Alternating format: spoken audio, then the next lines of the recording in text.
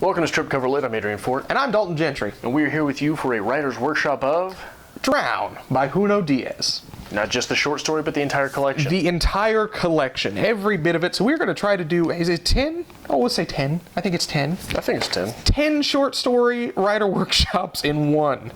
So this is going to be quite the challenge.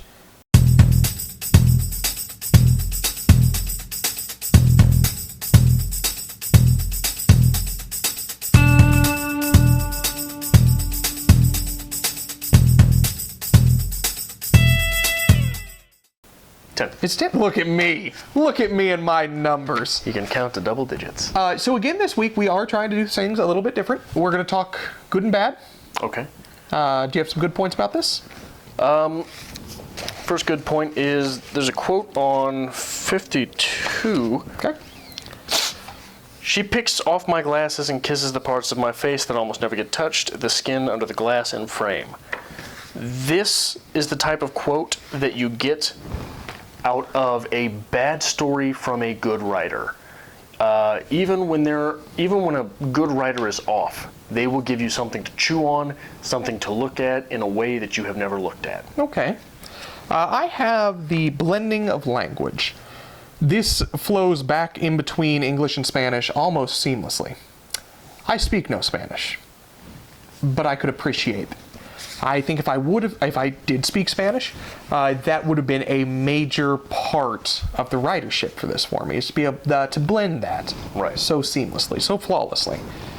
For me, on the kissing page 53, there's a quote through which we get a touch of the subtext that Junot Diaz is a master of.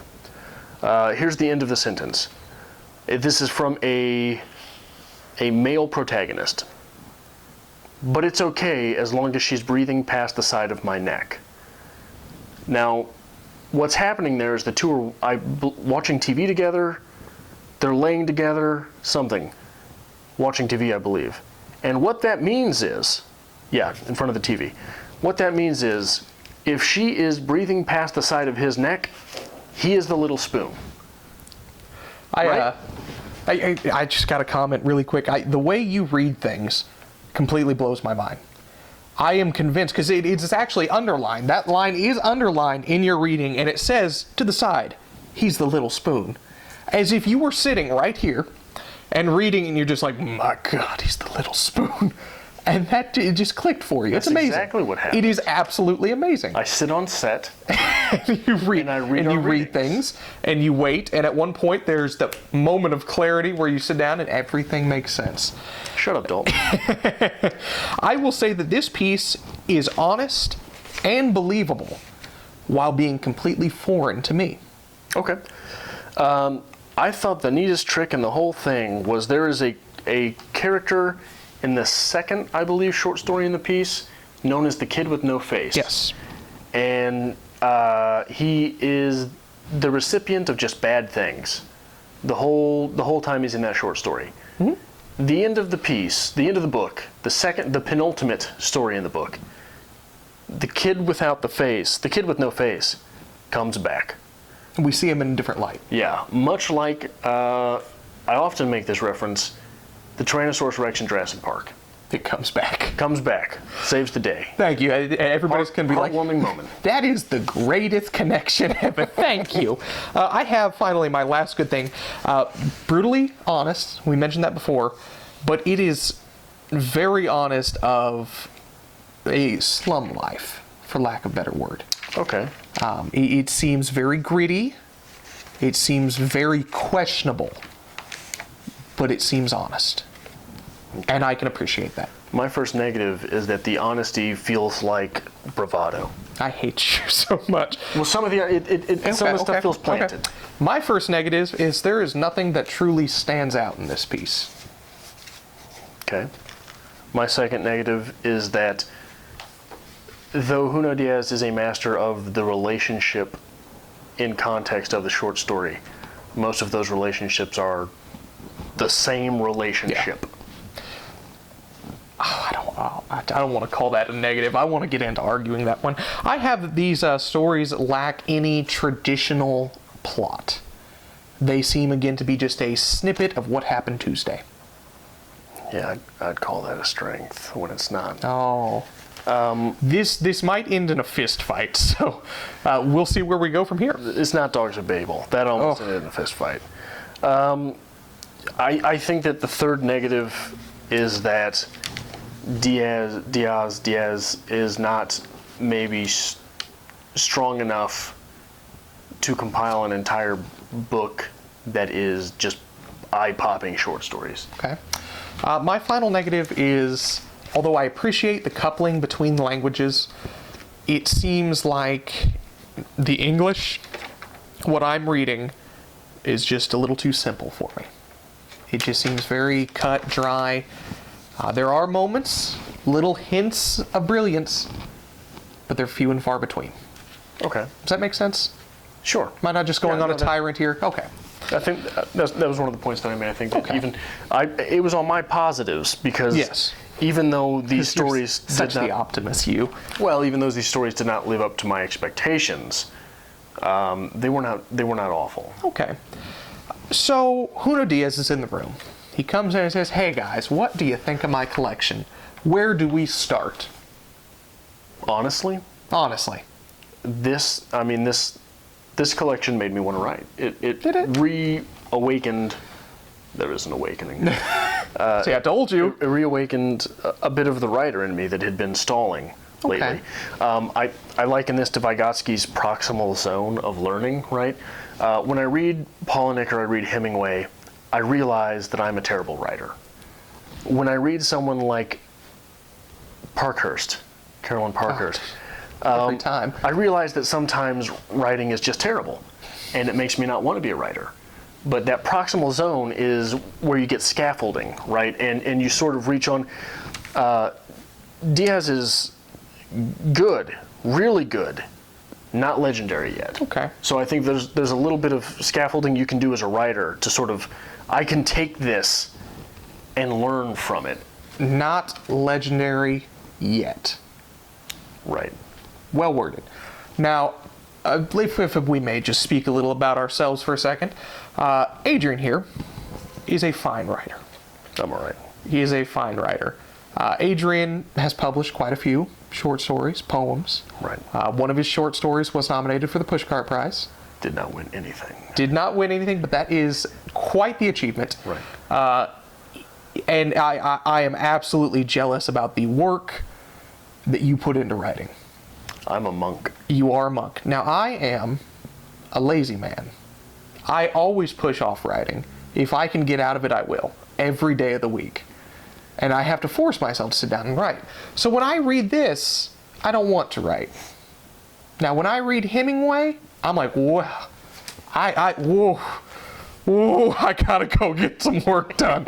Woo, this is my boss just turned in all the paperwork. I'm like, well, I didn't start anything, so let me go take care of that. But interestingly enough, and I told you this earlier, I've done quite a bit of writing this week. Right. So maybe I just don't know how I function. And Junot Diaz, it's been an awakening. So it's very interesting. Yeah, one of the small things you said there reminded me of a Neil Gaiman quote. You said that you can't force yourself to write, in essence. One of the things he says, if you YouTube Neil Gaiman on writing, there is just a gorgeous little spiel that he goes on. That man is wonderful. And one of the things he says is that if you only write when you're inspired, you may be a decent poet, but you will never be a novelist. Because you're going to have to wake up, and you're going to have to get your words in today, and you're going to have to do it whether you're inspired or not. You actually gave me that quote when we started NaNoWriMo, which quite possibly was the worst month of my life, thank you. But no, that is a good quote, and that actually really is true. You have to get up and you have to get the writing done.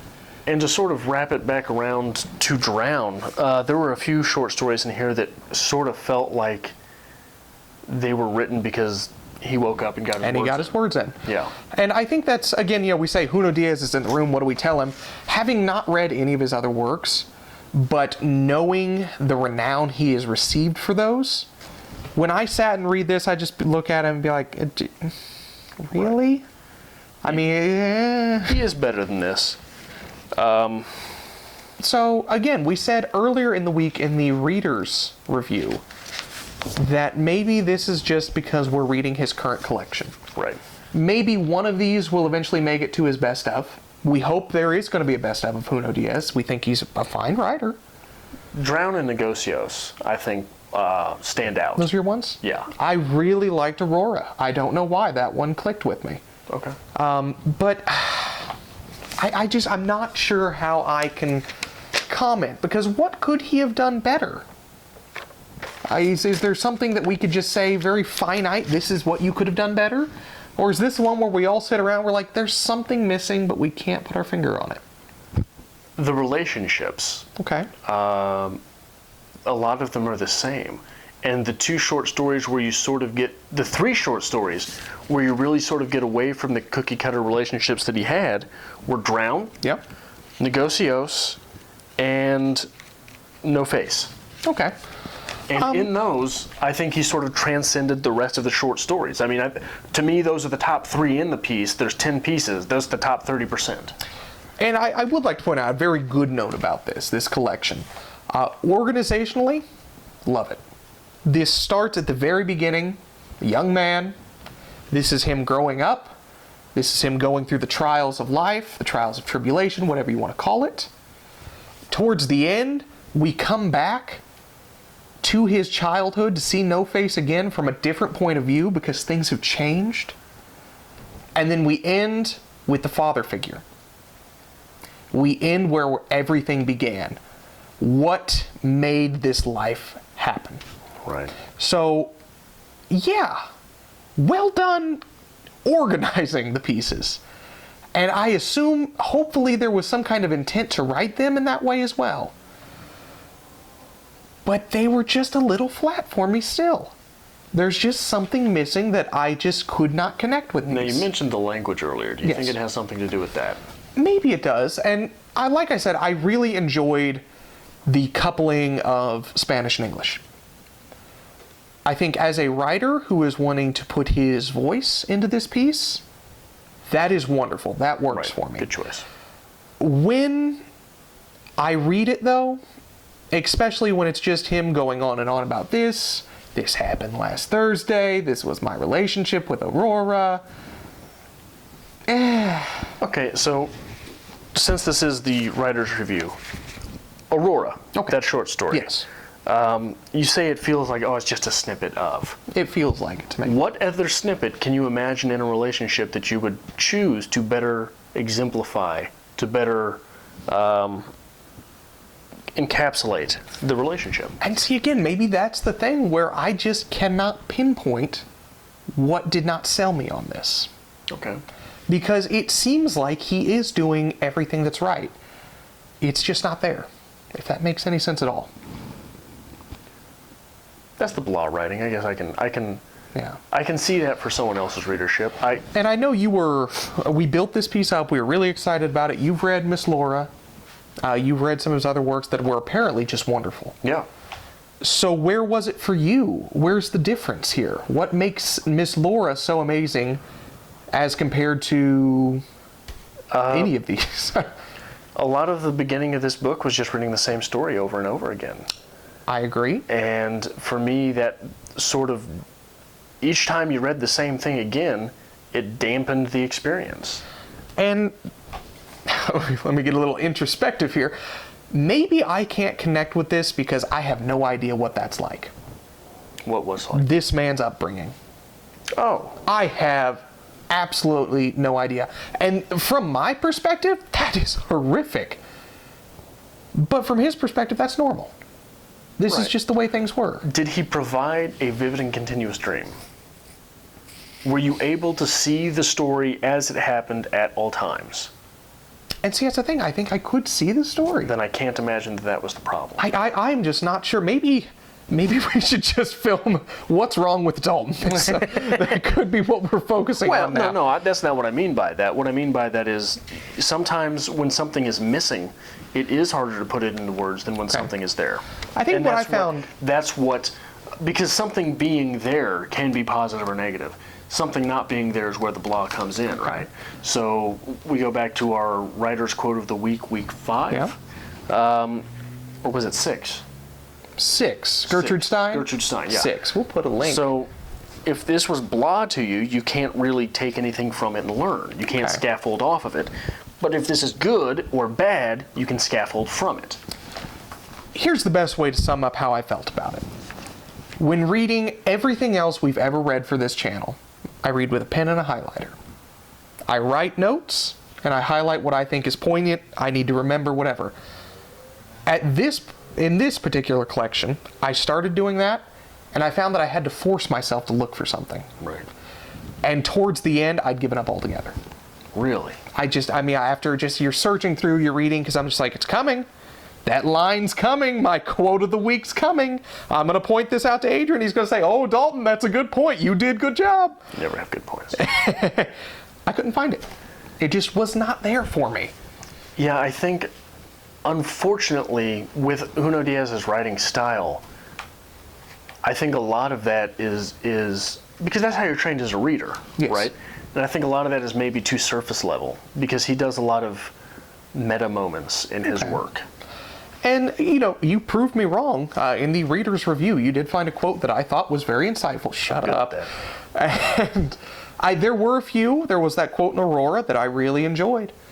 But it seemed like I had to work harder and dig and look for what I wanted. It just wasn't readily apparent.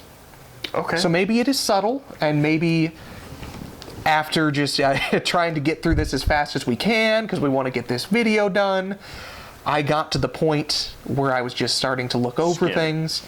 And that is unfortunate as a reader, yes, but it's the first time that's happened with a piece that we broke down like this. Well, I defy you to go back and reread Drown at some point. Okay. I might do that. We'll And, see if I can bring that back up. And see, well, and I think a big part of that is knowing how that piece ends, right? Yes. Knowing the little twist that's the penultimate there.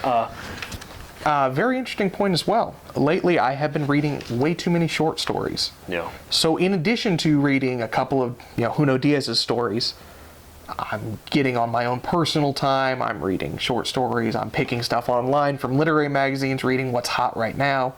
So maybe I didn't get the full experience. I didn't immerse myself in Drown. That could have been my mistake. So Maybe. we'll see. I don't know that that's necessarily a mistake on your behalf, though. I mean, can you be faulted for not being drug into literature, or is that the writer's fault? I'm not sure there. I would like to blame the writer because I like to think very highly of myself, but maybe that's just me. But that's I don't know. It just wasn't there for me. Okay. So, have you read Drown? If you have, what do you think Junot Diaz could have done better? I mean, what am I missing here? Please help me as a reader and a writer understand what I've done this week. On the opposite side of things, what stood out to you? Did any short story itself stand out and stand apart from the rest? If you are familiar with Junot Diaz and there's something beyond Miss Laura, what was the other short story that you really enjoyed? Nilda. If there's something else that you'd like to point out, we'd love to read it. I think that'd be very interesting to see what else is hot with Junot Diaz. And be sure to comment below and tell Dalton what a pato he is. Thank you for watching. Thank you for watching another episode of Strip Cover Lit. It is part of our goal to bring you literature. Be that from the writer's perspective, the reader's perspective, be it from film, books, poetry, no matter what. That's part of our goal here. The best of literature and writing almost every day of the week. Right. So if you noticed something here that brought value to your writer's life, we'd really appreciate it if you hit that subscribe button. That really is what pushes us. I mean, we wake up every day, we're like, hey, how many people are actually following? How many people are watching? What can we do here? So make sure you're hitting the subscribe button. Join us every week, actually. Monday, we'll start your week off with a 6 list, get you back into your literary week. Tuesday, we'll hit you with our reader's review. Book review, pretty simple, easy, straightforward. We'll go back into another 6 list on Wednesday. Thursday, we do a little bit of something fun. We'll do challenges, we'll do tags, Maybe book hauls, maybe a makeup challenge. a makeup challenge. We'll see tutorial. what's coming. Friday, we'll hit you with a writer's quote of the week, get you through the weekend, make you think. Saturday, we'll hit a writer's workshop of the same book that we covered in the reader's review. And Sunday, we'll try to get our normal lives back in order to come right back on Monday. So make sure not only that you hit the subscribe button, but that you follow us on Twitter at @StrippedCoverLit, @StrippedCover. At StripCover on Twitter. Because on Facebook, we're at StripCoverLit. And on Instagram, we are... On Instagram, we are StripCoverLit. I don't have the internet. I know you don't. Make sure you hit that subscribe button, guys, and we'll see you next time.